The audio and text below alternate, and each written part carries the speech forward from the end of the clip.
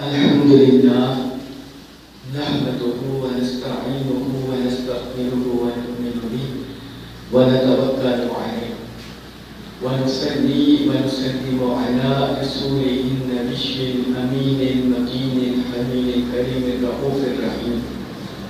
أما بعد فأعوذ بالله السميع العليم من الشيطان الرجيم. بسم الله الرحمن الرحيم. قال الله تعالى في القرآن المجيد: فبما رحمة من الله لنت لهم ولو كنت فظا غليظ القلب لانفضوا من حولك فاعف عنهم واستغفر لهم وشاورهم في الأمر. صدق الله العلي العظيم وبلغنا رسوله النبي الكريم. حضرات گرامی قدر، سامعین عزیز وقار، اللہ رب العزت کی توفیق سے اور اس کے فضل و احسان سے ہمیں جمعہ المبارک کی یہ ساعت نصیب ہو رہی ہیں. حضرات محترم، پچھلے جمعہ سے قبل ہم نے ایک سلسلہ گفتگو شروع کی ہوئی ہے.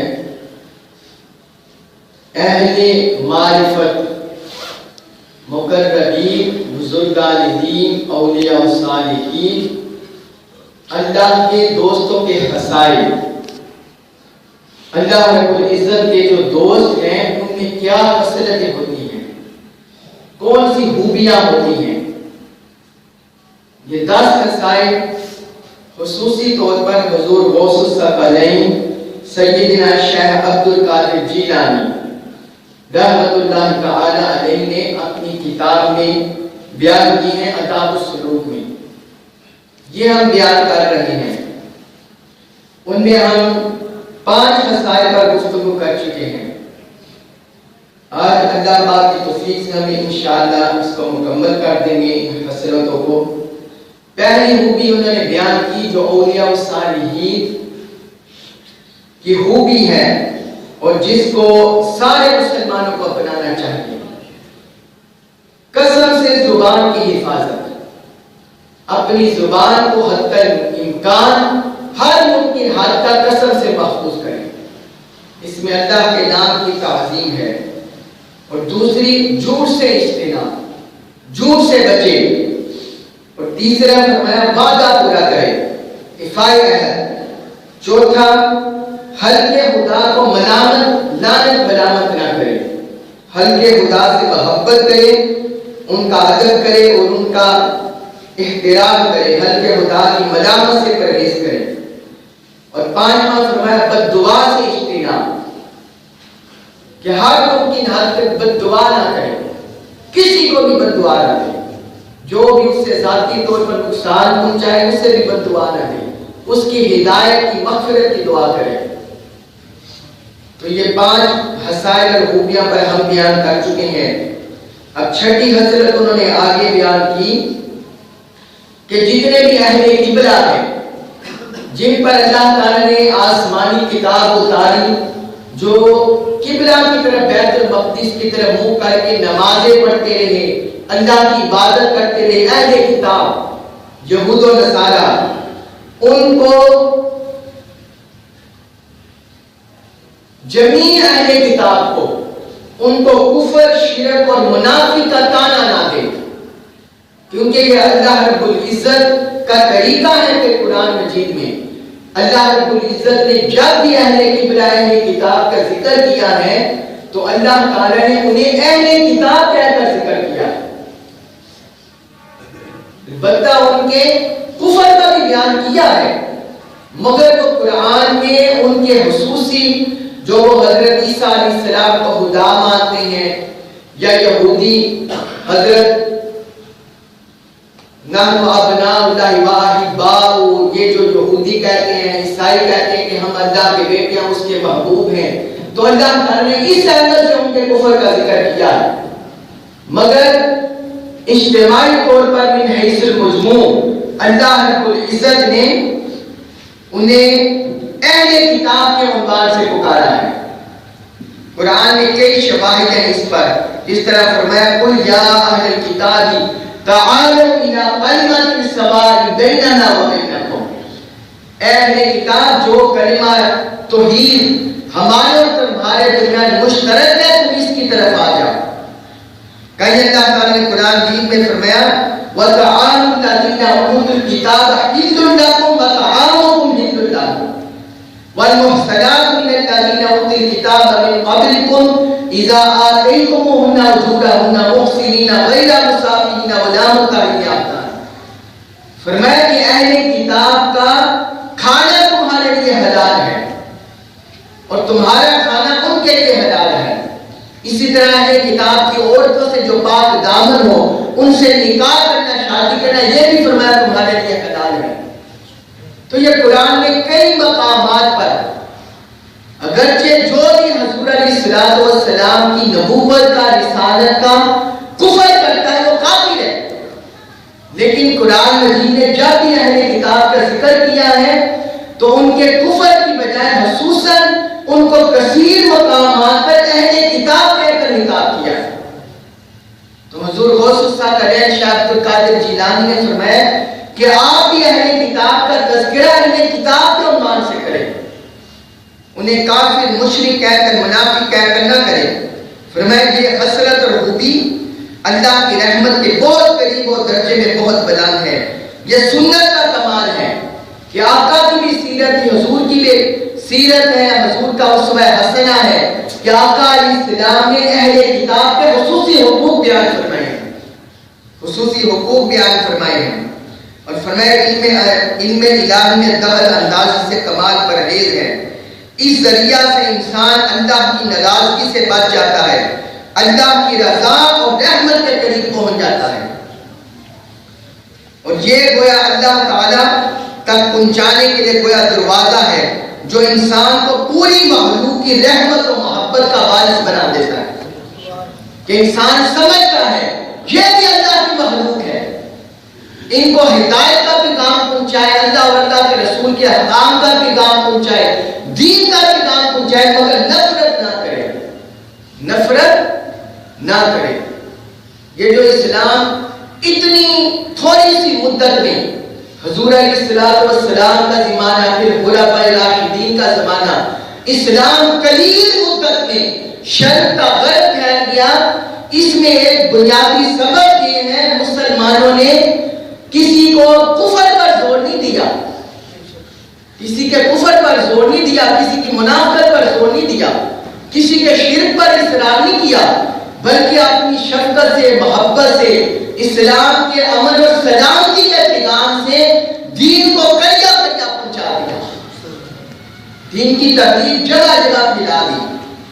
اور اس میں جو اللہ اور اللہ کے رسول کے احکام کی نرمی ہے اس کا عمل دخل ہے، اور شفقت اور محبت کا۔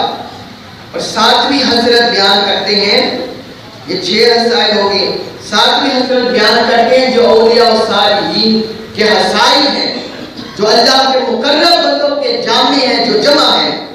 ساتویں حضرت یہ ہے انسان گناہوں سے بچے، گناہوں سے بچے، کوئی چھوٹے سے چھوٹا گناہ بھی ہو اس کو حقیر سمجھ کر نہ کرے۔ مثلاً آج کل یہ عام رواج ہے، رواج ہم نے بنا لیا ہوا ہے کہ مذاق میں چھوٹے بچوں کو ڈرانا ہو ہم اس میں جھوٹ بول دیتے ہیں،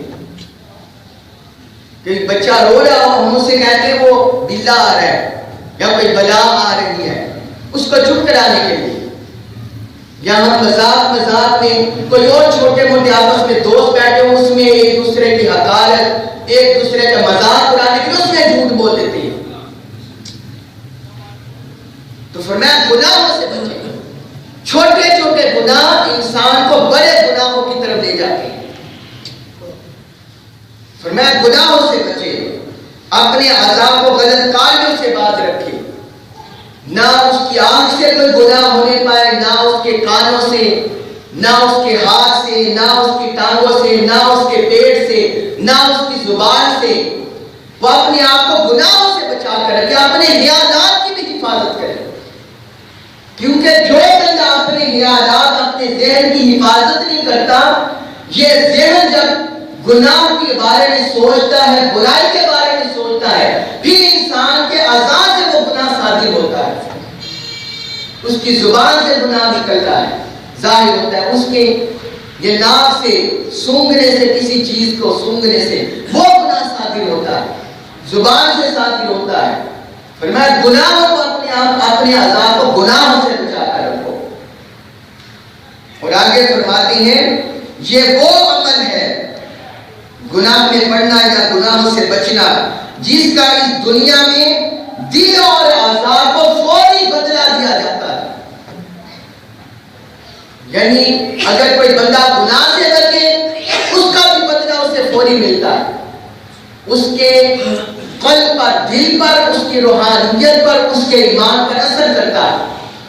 اور اگر کوئی گناہ کرے، یہ بھی اثر کرتا ہے، گناہ کرنا بھی اثر کرتا ہے، گناہ سے بچنا بھی اثر کرتا ہے۔ جس طرح حضور نبی اکرم صلی اللہ علیہ وسلم کا فرمان ہے کہ جب کوئی بندہ گناہ کرتا ہے، اس کے دل پر چھوٹا سا سیاہ دھبا لگ جاتا ہے، سیاہ نقطہ۔ اگر وہ مزید گناہ کرتا رہتا ہے، وہ سیاہ دھبے لگ جاتے ہیں، لگتے جاتے ہیں، حتیٰ کہ سارا دل سیاہ ہو جاتا ہے۔ اور جب بندہ گناہ کرنے کے ساتھ کوئی نیکی کرتا ہے، وہ سیاہ دھبا مٹ جاتا ہے، اور جو نیکیاں کرتا رہتا ہے وہ نورانی نور پیدا ہوتا جاتا ہے دل میں۔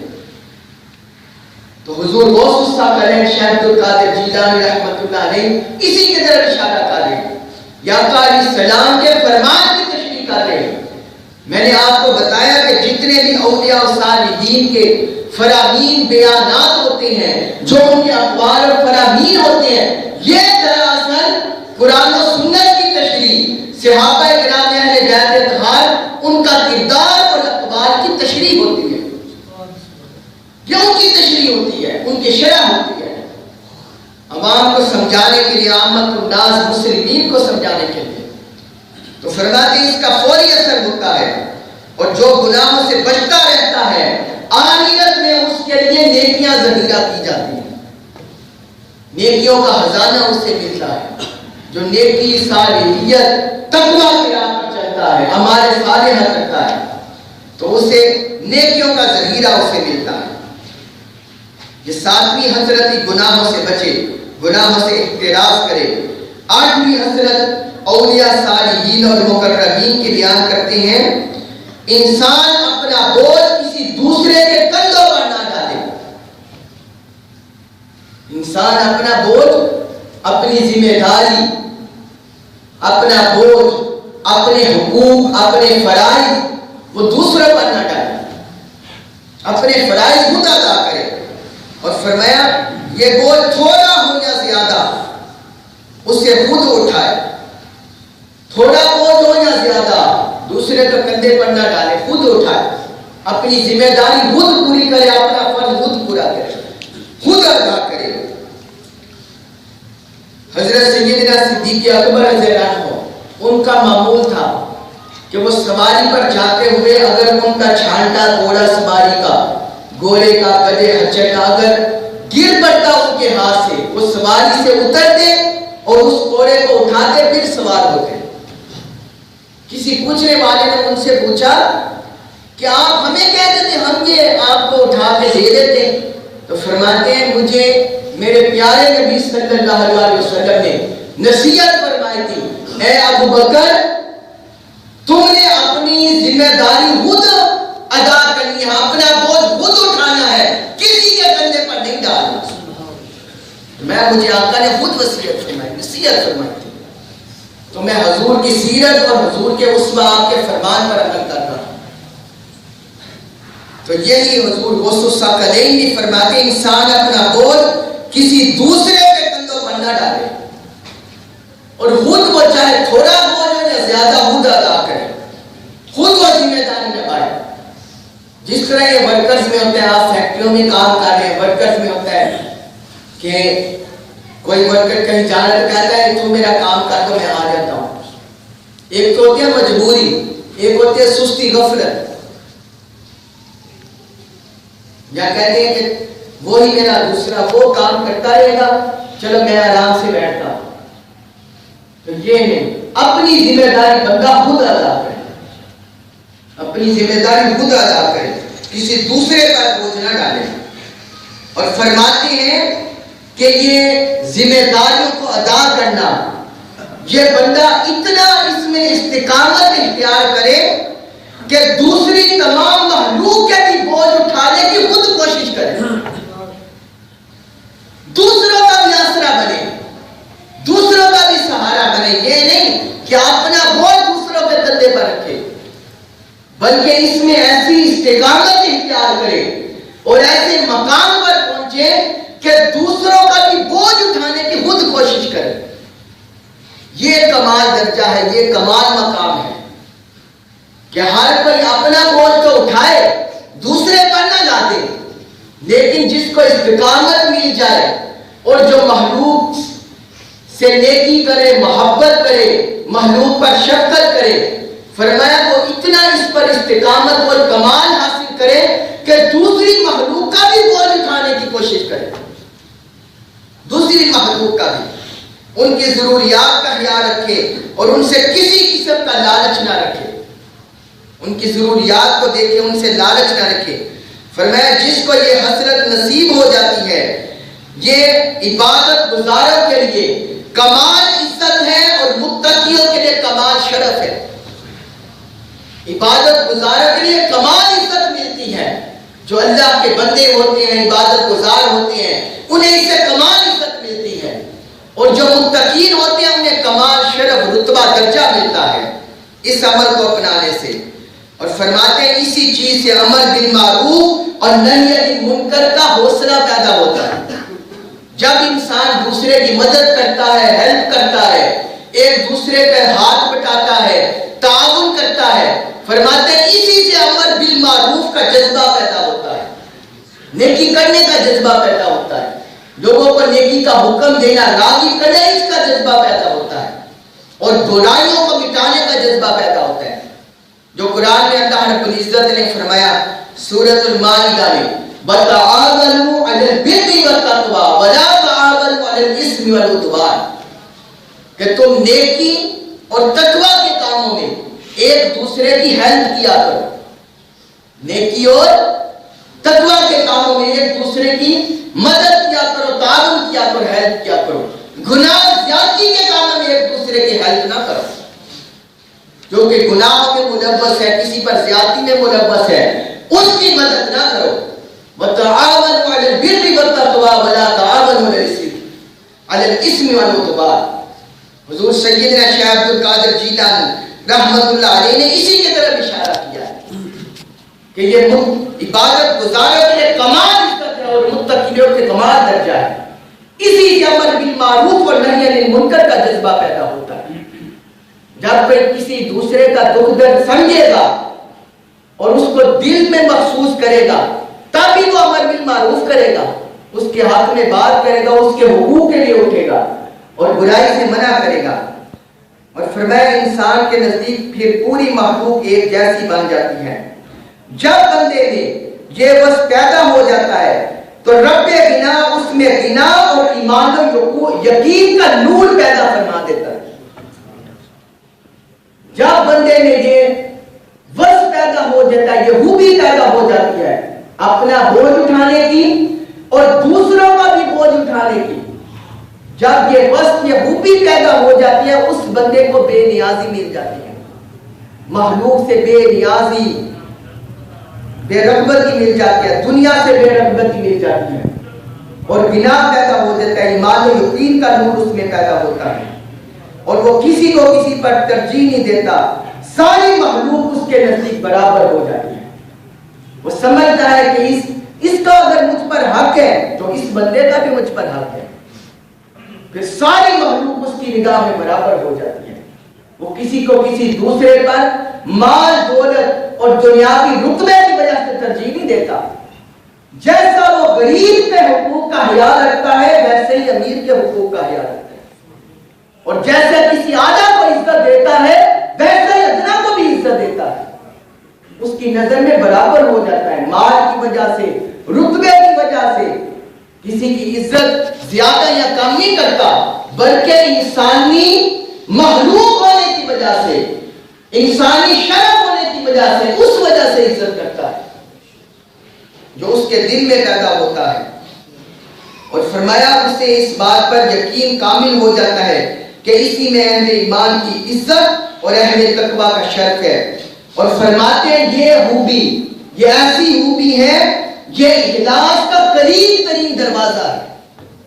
جس بندے میں یہ خوبی پیدا ہو جائے، وہ سمجھ جائے میں مخلص ہونے کے قریب ہوں، مخلوق سے مخلص ہونے کے قریب ہوں.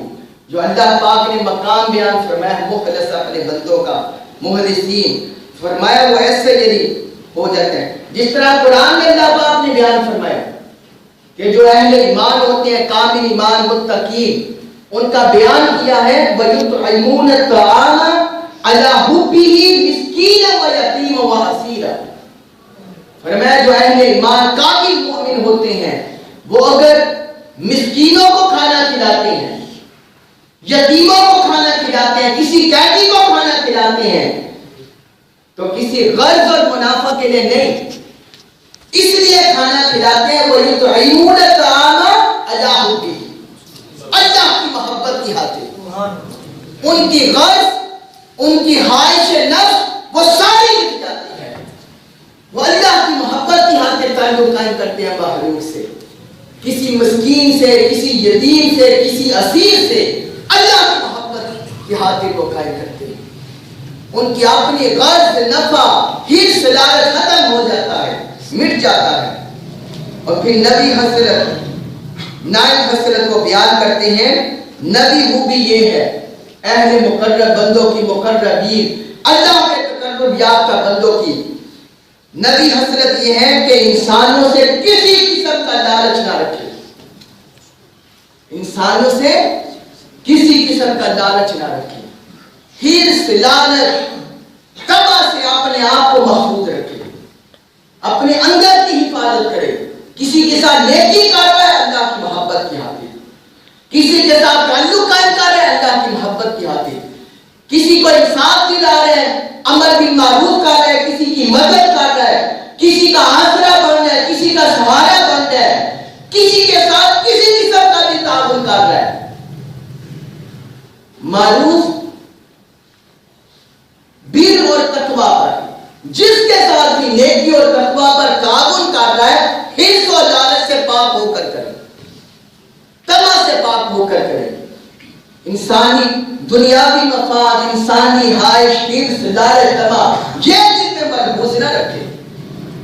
فرمایا وہ ہر قسم کے انسانوں سے کسی قسم کا لالچ نہ رکھے اور ان کے ہاتھوں میں جو کچھ ہے اسے حرص کی نگاہ سے نہ دیکھے. کسی نے اچھا لباس پہنے اس کو حرص کی نگاہ سے نہ دیکھے، کسی کے پاس گاڑی ہے حرص کی نگاہ سے نہ دیکھے، کسی کے پاس مال بینک بیلنس ہے حرص کی نگاہ سے نہ دیکھے، کسی کے پاس جائیداد ہے حرص کی نگاہ سے نہ دیکھے، کسی کے پاس گاڑیاں بینک بیلنس اچھا رتبہ ہے، 19ویں گریڈ 20ویں 21ویں گریڈ کا آفیسر ہے، حرص کی نگاہ سے نہ دیکھے. کوئی کسی شعبے کا ہیڈ ہے اس کو حرص کی نگاہ سے نہ دیکھے. کسی کو اچھی آواز ملی ہے، اچھا کردار ہے، عبادت گزار ہے، قرات قرآن کرنے والا حرص کی نگاہ سے نہ دیکھے، حرص حسد کی نگاہ سے نہ دیکھے. جس طرح ایک صحابی نے عرض کیا یا رسول اللہ صلی اللہ علیہ وسلم مجھے کوئی ایسا عمل بتلائیے کہ اگر جس کی وجہ سے میں اللہ اور مخلوق کی نگاہ میں محبوب ہو جائے، اللہ بھی مجھ سے محبت کرے، مخلوق بھی محبت کرے.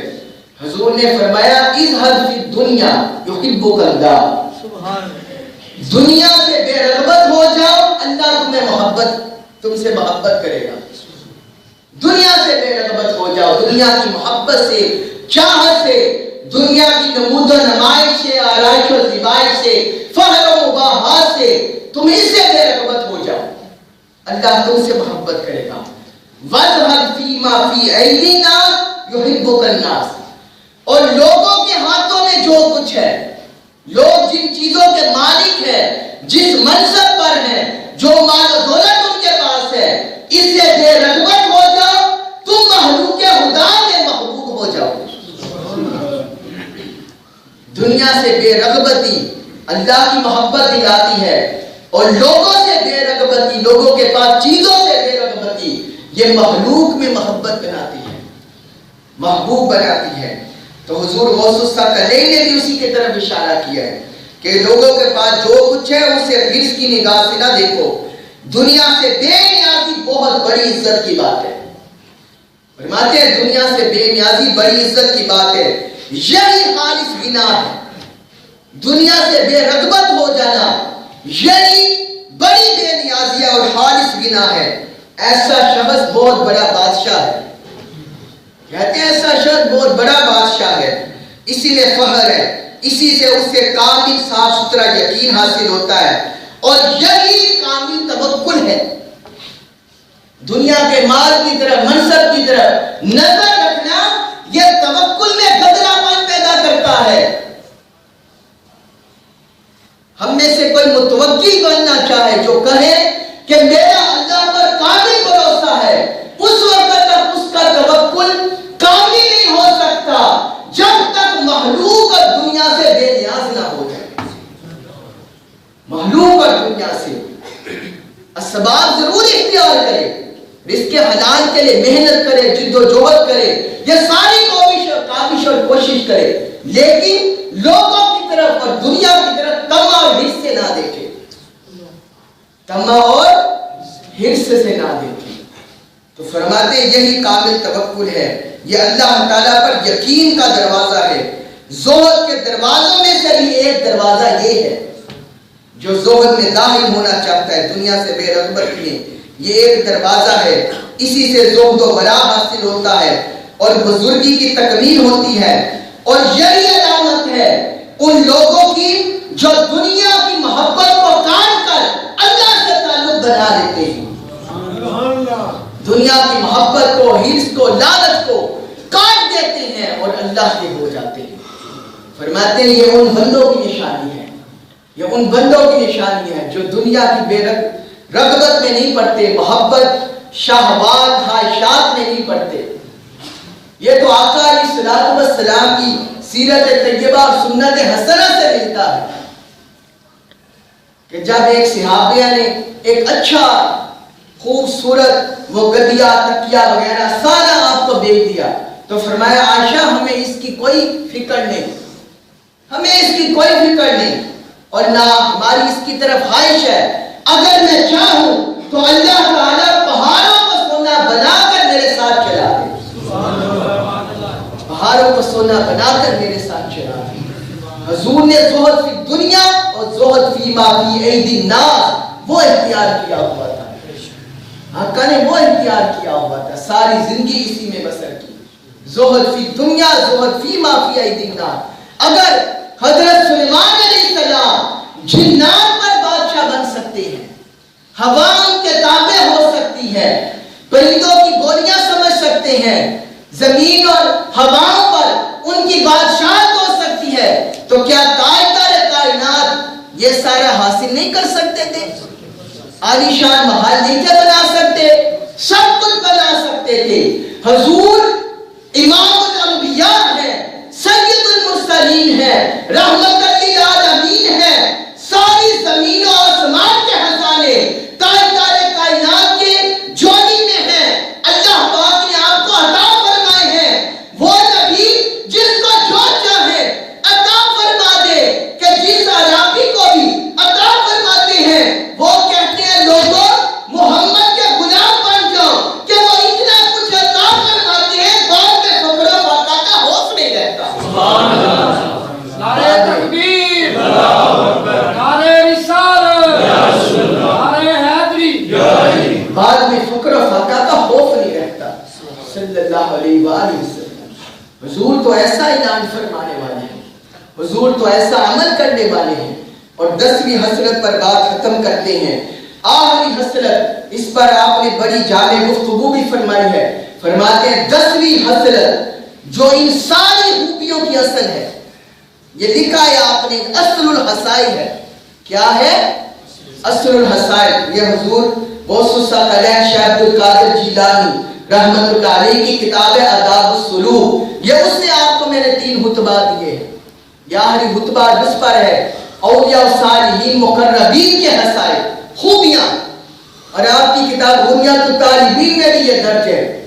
10ویں خوبی فرماتے ہیں یہ ساری خوبیاں کی اصل ہے اور باقی ساری خوبیاں مسائل اسی سے نکلے ہیں، اسی کی شاخیں ہیں، اسی کی شاخیں۔ وہ کیا ہے؟